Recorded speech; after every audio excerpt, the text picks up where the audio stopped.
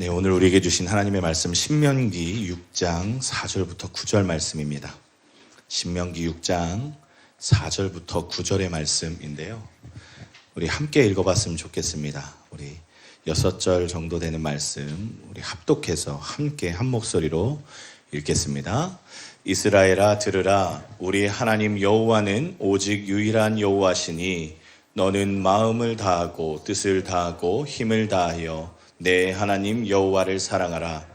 오늘 내가 내게 명하는 이 말씀을 너는 마음에 새기고 내 자녀에게 부지런히 가르치며 집에 앉았을 때에든지 길을 갈 때에든지 누워있을 때에든지 일어날 때에든지 이 말씀을 강론할 것이며 너는 또 그것을 내 손목에 매어 기호를 삼으며 내 미간에 붙여 표로 삼고 또 내 집 문설주와 바깥문에 기록할지니라. 아멘.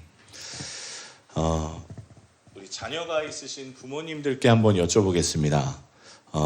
물론 그럴 일이 없겠지만 여러분의 삶이 한 달 정도가 남았다라는 선고를 이제 받으셨다라고 가정해 보겠습니다.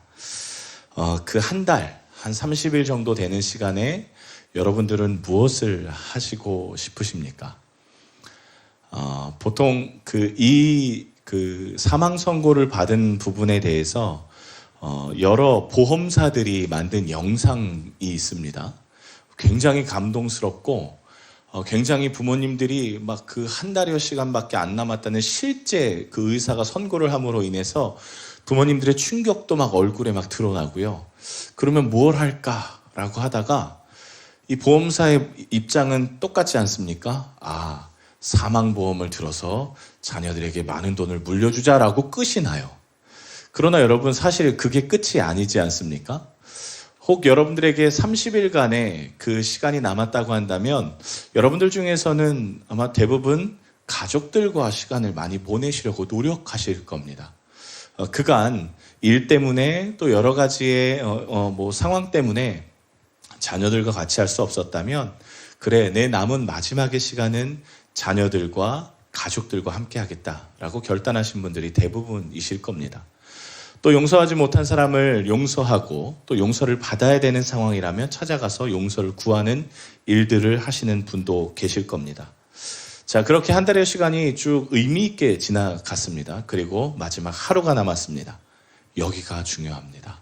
여러분 무엇을 하실까요? 은혜가 충만하신 분들은 교회에 와서 기도하겠다. 왜냐하면 나는 교회에서 죽는 게 소원이다 라고 말씀하시는 권사님도 계셨었습니다. 보통 대부분 그러나 유언을 남기는 일을 마지막에 하시더라고요. 여러분의 유언은 과연 어떤 유언이 남겨지실까요? 내 은행 통장의 비밀번호는 3758이다. 이런 거. 그렇죠?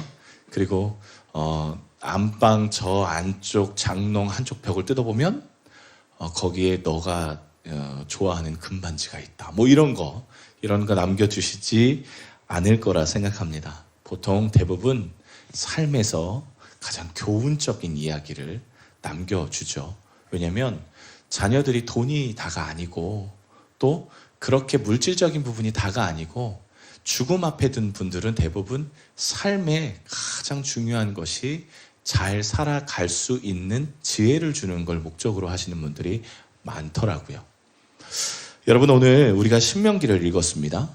신명기는요 사실 모세의 유언입니다.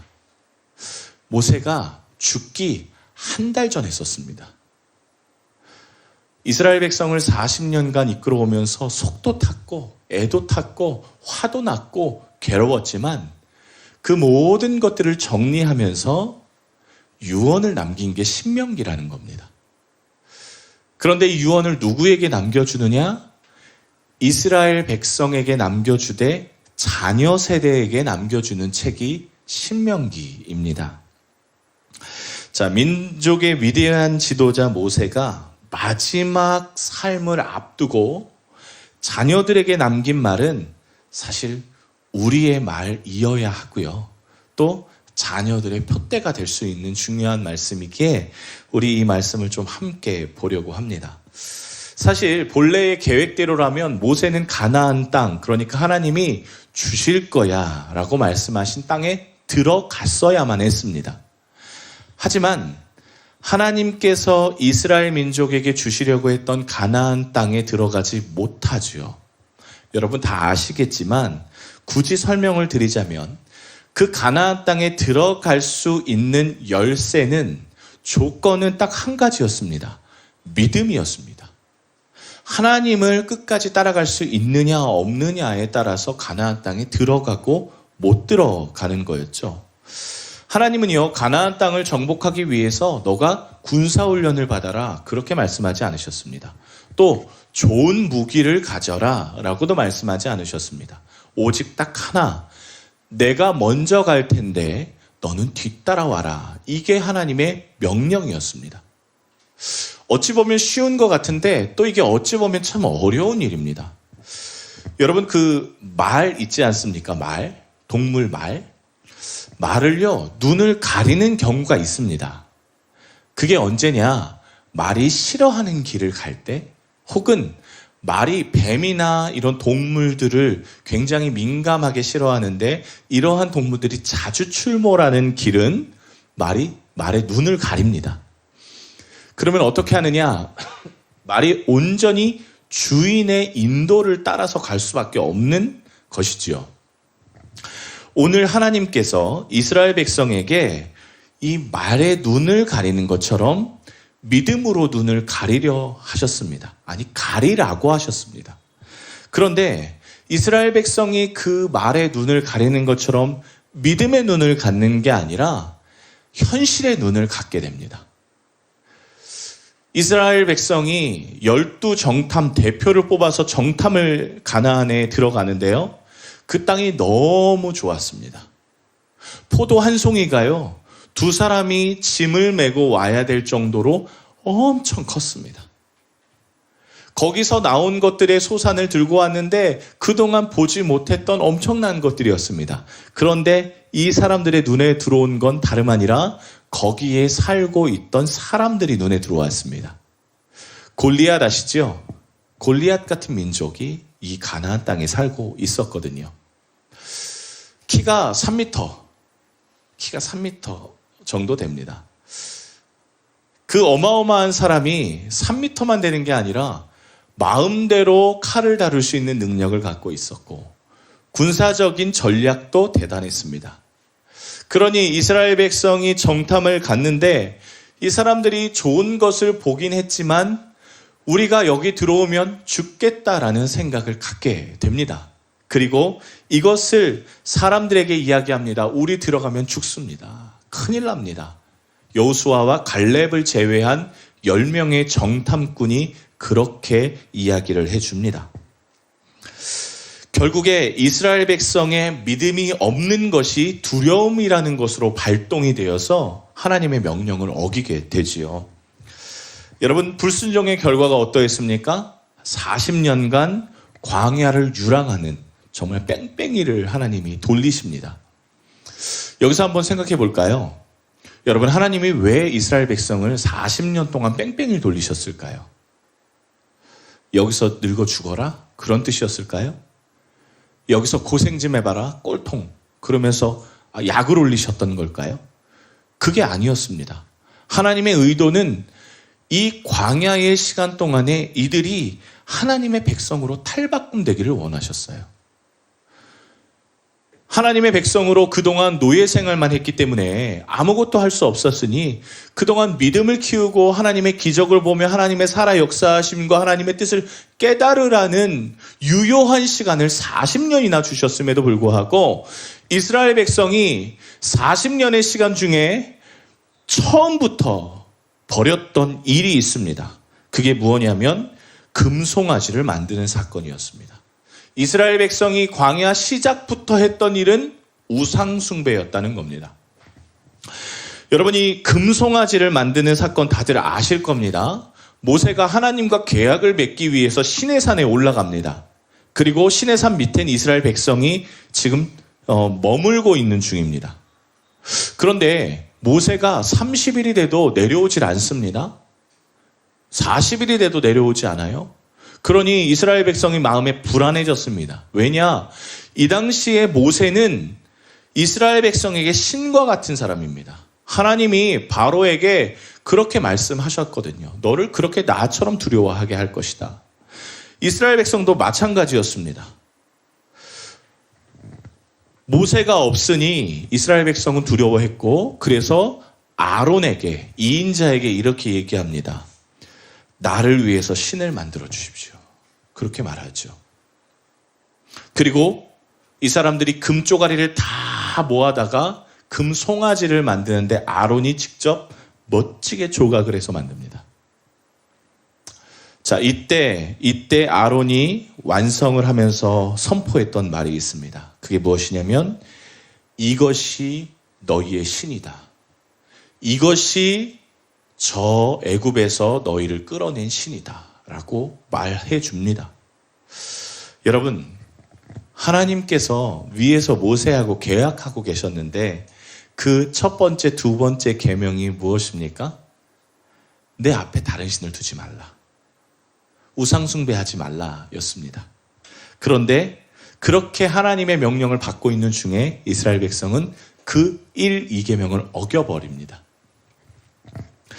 결국 여러분, 계약을 할 때 어떻게 될까요? 이 계약의 조건이 있었는데 이 계약을 어기면 벌을 받는다. 그 벌의 결과가 무엇입니까? 죽음이었습니다. 하나님께서요, 이 계약을 어긴 이스라엘 백성에게 약속한 대로 벌을 내리시려고 합니다. 어떻게 합니까? 다 죽여버리시려고 그래요. 야, 모세야, 너가 나랑 약속했잖아. 너가 대표로 나로 약속했잖아. 이 계명을 어기면 죽이는 거고, 잘 지키면 너가 내 백성이 되는 거고 제사장 나라가 되는 거야. 근데 시작부터 어겼잖아 하고 모세에게 하나님이 말씀하십니다. 나 쟤네 다 죽이고 싶어.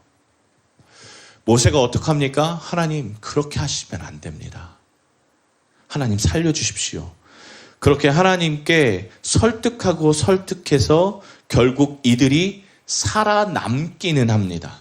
하지만 약속의 땅 가나안으로 들어갈 수는 없게 된 것이지요.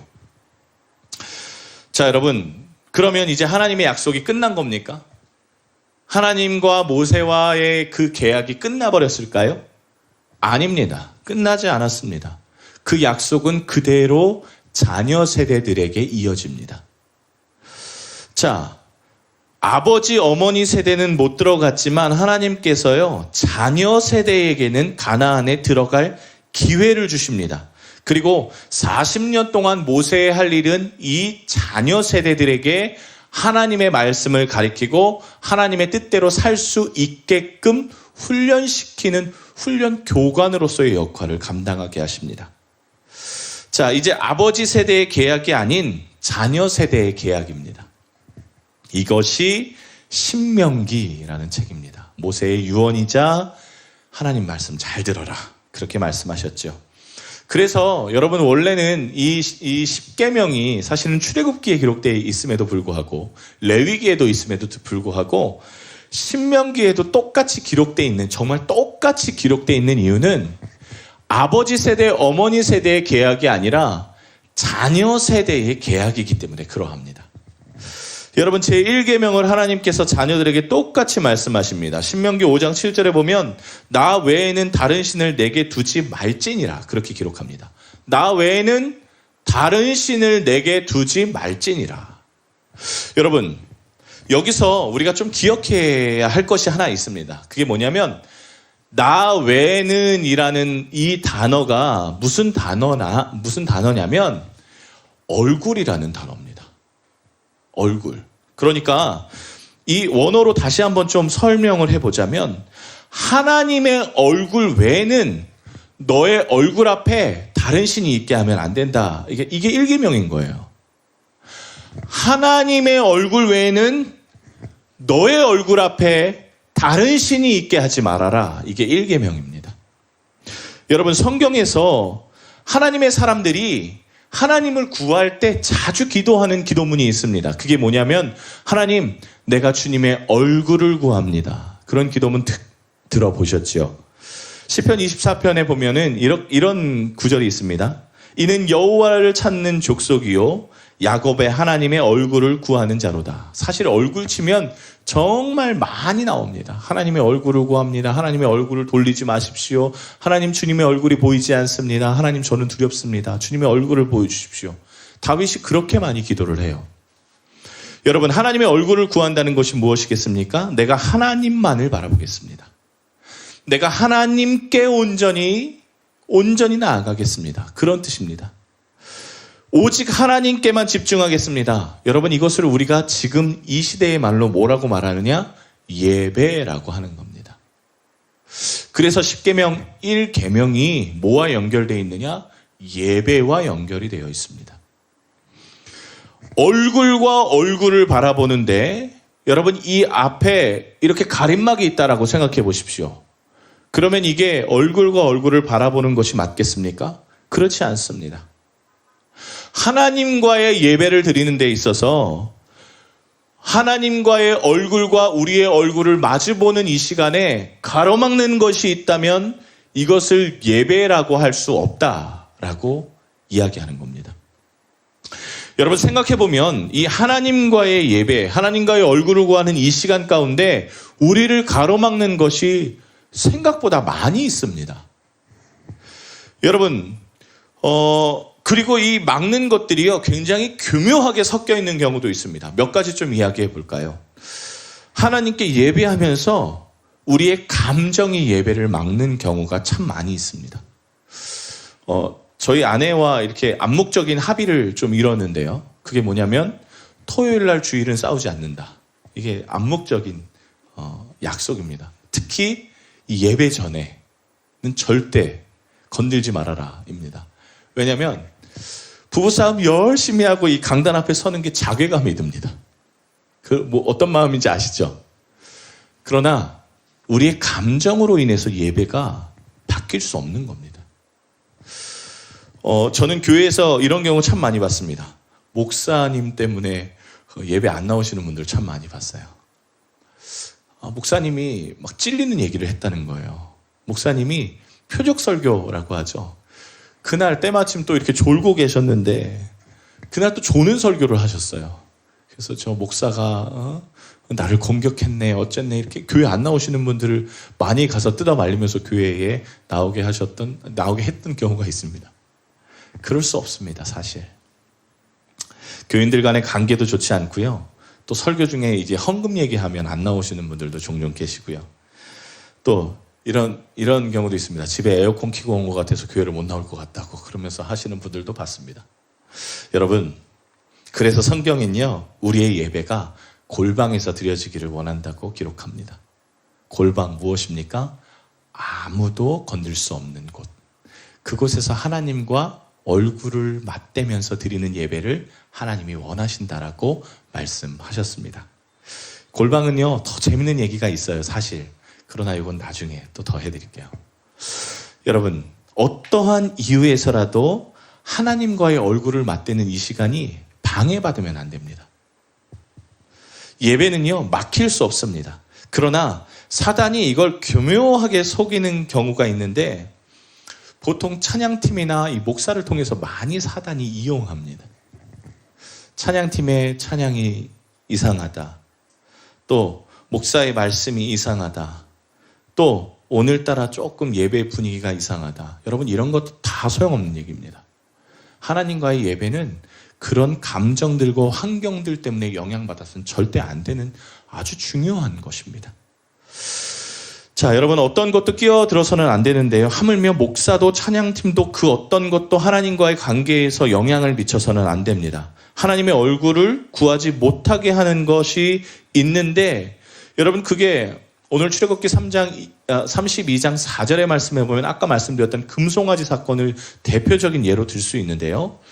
우리 함께 읽어볼까요? 우리 함께 읽어보겠습니다. 아론이 그의 손에서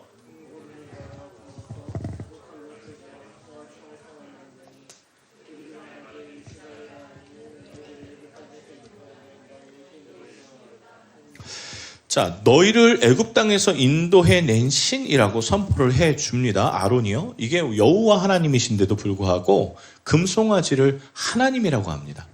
여러분, 아론이 지금 헛소리를 하는 거긴 하지만 하나님을 만든 거예요. 하나님을 만들었습니다. 바알을 만든 게 아니라요. 아세라를 만든 게 아니라 하나님을 만든 겁니다. 이게 지금 무슨 말이냐? 이들이 무슨 요청을 했느냐? 우리를 위하여 신을 만들어 달라고 이스라엘 백성이 요청했고 아론이 그래 신을 만들어줬다라고 말한 겁니다. 우리를 인도할 신을 만들라라고 말합니다. 여러분, 이 신을 만들어 달라는 게 무슨 뜻이냐? 내가 지금 불안하고 힘드니까 이걸 해소할 수 있는 존재를 만들어 달라는 겁니다. 내가 지금 인도를 받아야 되는데 물어볼 대상이 없으니까 만들어 달라고 하는 겁니다. 즉 내가 필요할 때 만들고 필요할 때 불러낼 수 있는 신을 만들겠다라는 것이고, 이건 결국에 내 주머니 안에 들어갈 수 있는, 소유할 수 있는 존재를 만들어 달라고 말하고 있는 겁니다. 여러분, 신앙이 무엇입니까? 신앙, 도대체 그 신앙이라는 게 뭡니까? 신앙은요, 내가 하나님의 소유가 되는 겁니다. 내가 하나님의 소유입니다. 하나님이 내 소유가 아니라 하나님이 내 목줄을 쥐고 계시다는 겁니다. 그러나 우상 숭배는 그 반대입니다. 내가 하나님의 목줄을 쥐겠다는 겁니다. 내가 내 뜻대로 신을 한번 주물러 보겠다는 겁니다. 오늘 이스라엘 백성이 하나님과의 1, 2 계명을 어기면서 하고 싶은 건 무엇이냐? 내가 주인 되고 싶다라는 겁니다. 에덴 동산에서 여러분, 아담이 선악과를 먹지 않았습니까? 그런데 사단이 유혹을 합니다. 뭐라고 유혹합니까? 저거 먹으면 너도 하나님처럼 눈이 밝아질 거야. 그게 무슨 말이냐? 너가 에덴 동산의 주인 될 수 있어 라는 의미입니다. 내가 주인이 되고 내 뜻대로 하고 내 계획대로 하고 싶고 내 마음대로 하고 싶다고 하는 건 여러분, 그게 우상 숭배라는 겁니다. 예배의 주인은 하나님이시죠. 예배의 주인은 온전히 하나님이셔야만 합니다. 하나님이 목줄을 쥐고 계시는 분이어야만 합니다. 그래서 예배가 내가 만족하고 내가 기쁘고 내가 감동하고 내가 눈물을 흘리는 거에 집중하는 게 아니라 사실은 하나님이 이 예배를 기뻐 받으실까에 우리는 더 많은 에너지를 쏟아야 합니다. 요즘이 아니라 사실 예전부터 있었던 이야기인데요. 교회의 10대 부흥의 조건이라고 있습니다. 여러분, 한번 교회가 부흥하려면 뭐가 있어야 될까요? 말씀해 주시면 좋겠습니다. 아시죠? 뭐가 있어야 될까요? 혹시 아십니까? 모르십니까? 아실 텐데요. 10대 부흥. 품위흥에서는요, 교회 차량이 운행이 돼야 됩니다. 이게 교회의 부흥에 꼭 필요한 겁니다. 두 번째가 뭔지 아십니까? 목사의 말씀이 은혜로워야 된다가 이게 사실 1위였습니다. 목사의 말씀이 은혜로워야 된다. 뭐 인정합니다. 두 번째가 뭔지 아십니까? 교회에 빚이 없어야 됩니다. 그리고 요새 하나 더 추가됐습니다. 원로 목사님이 안 계신 교회가 부흥하는 조건 중에 하나였습니다. 또 주차장이 있어야 되고요. 가장 마지막에 최근에 우리 교회 때문에 붙었는데요. 밥이 맛있어야 된다가 붙었습니다. 여러분, 교회가 부흥하려면 밥이 맛있어야 되고 차량 운행이 있어야 되고 잠옷실이 있어야 되고요. 목사가 입 바른 소리 잘해야 되고요. 이걸 보면서 참 안타까웠습니다. 왜 교회가 그래야만 하지? 하나님이 기뻐하실 만한 일을 꾸며도 모자를 판에 손님을 모시기 위한 마치 기업처럼 교회가 이렇게 변해가고 있다라는 생각을 참 많이 하게 됩니다. 이게 참 교묘하게 입장이 바뀌었어요.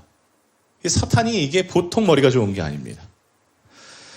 여러분, 하나님을 높이는 자리에 종교 서비스를 받기 위한 사람들이 가득 차버렸다라고 하는 건 이건 예배가 더 이상 예배가 아니게 되는 일 아니겠습니까? 사랑하는 여러분, 하나님을 높이기 위해서 우리는 예배하는 자입니다. 동의하십니까? 동의하시면 아멘 한번 해주십시오.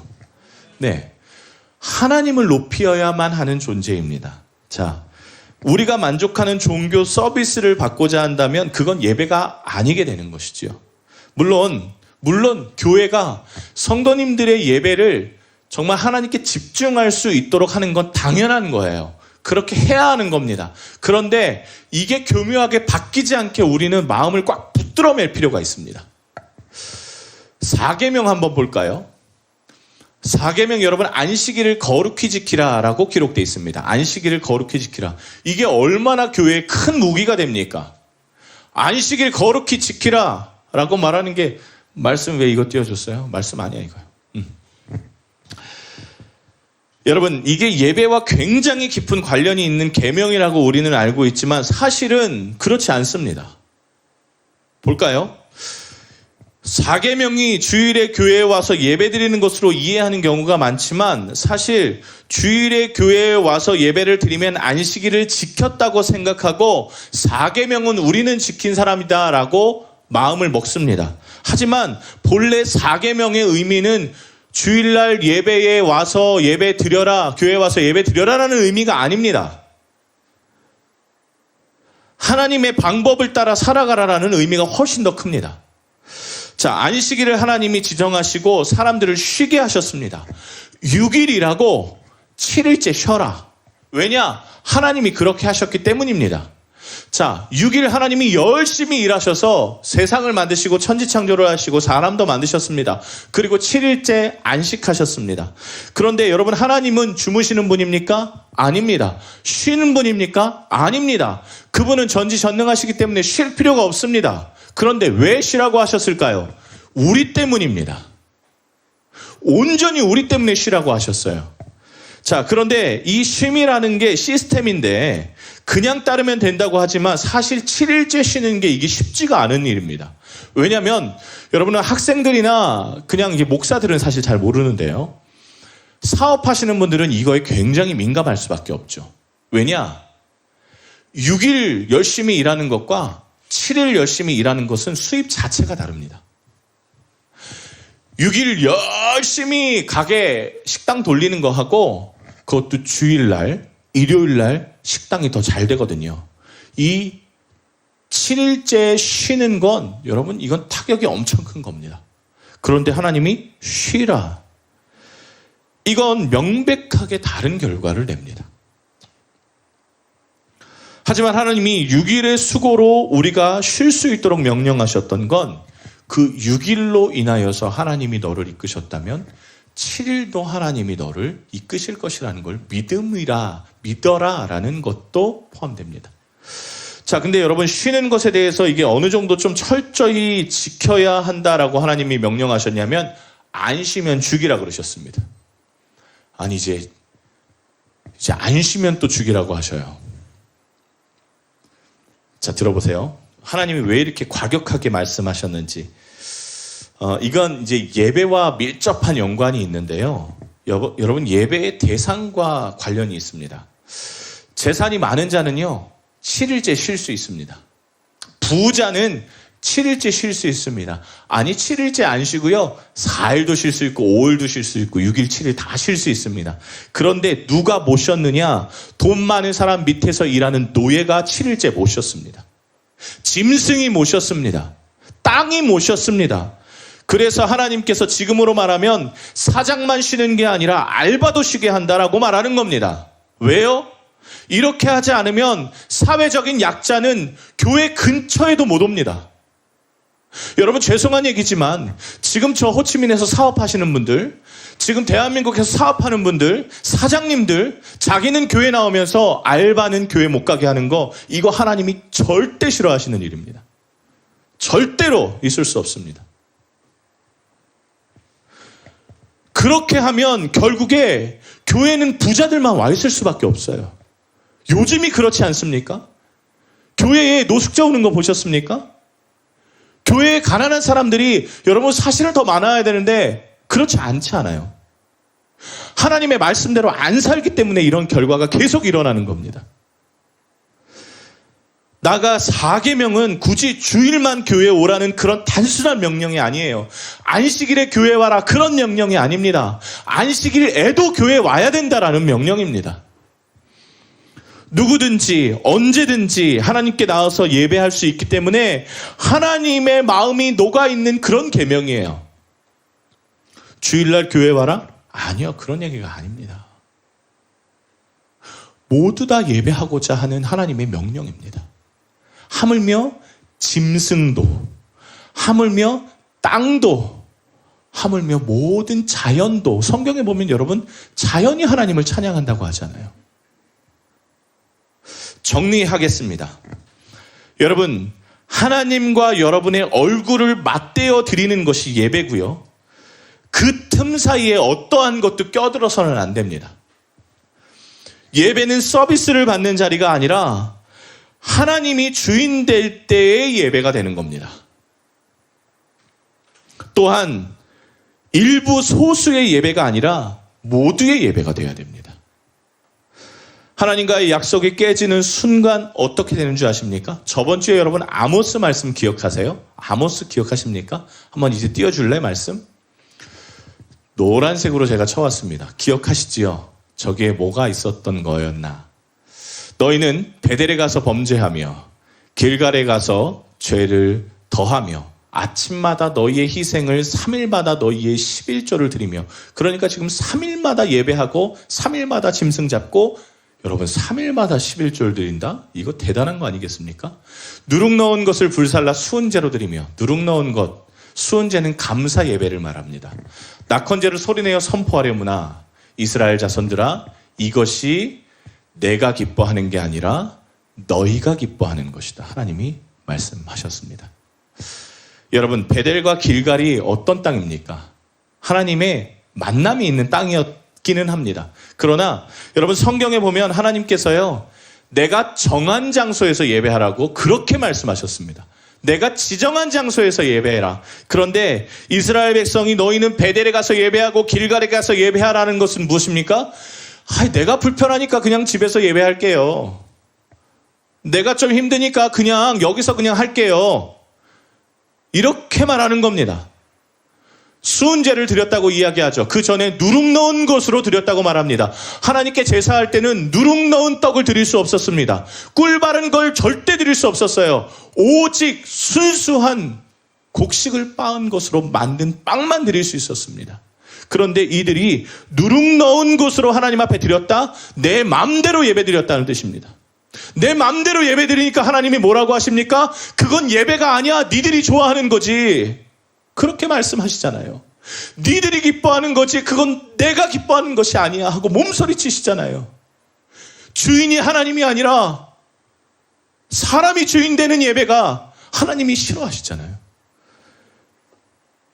여러분, 하나님이 기뻐하시는 예배가 무엇일까요? 그게 오늘 말씀입니다. 오늘 말씀이 하나님이 기뻐하시는 예배예요.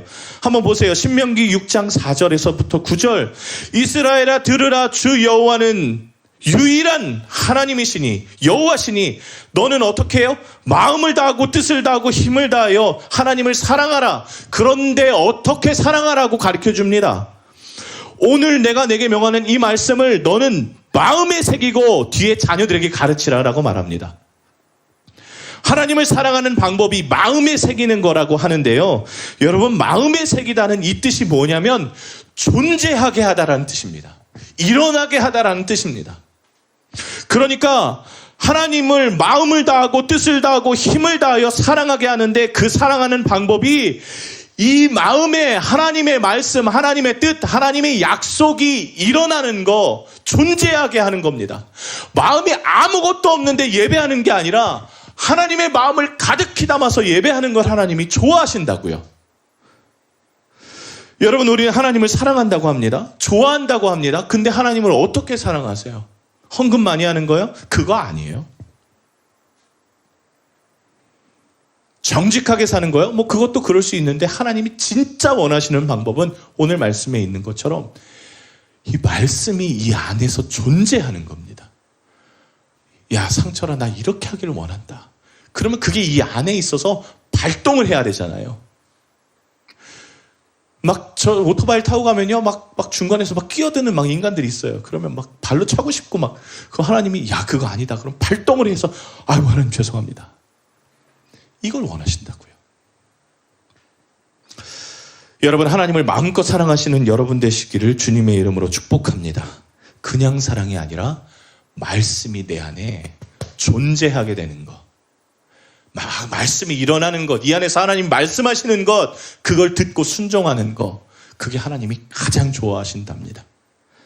여러분의 삶의 존재 자체가 하나님께 영광이 되는 것, 그저 성경책 안에 글자가 아니라 내 삶에 그 말씀이 온전히 막 부풀어 일어나는 것, 하나님, 여러분, 그런 사람을 시편 1편에 말씀하시는 복 있는 사람이라고 말한 겁니다. 의인이라고 말하는 겁니다.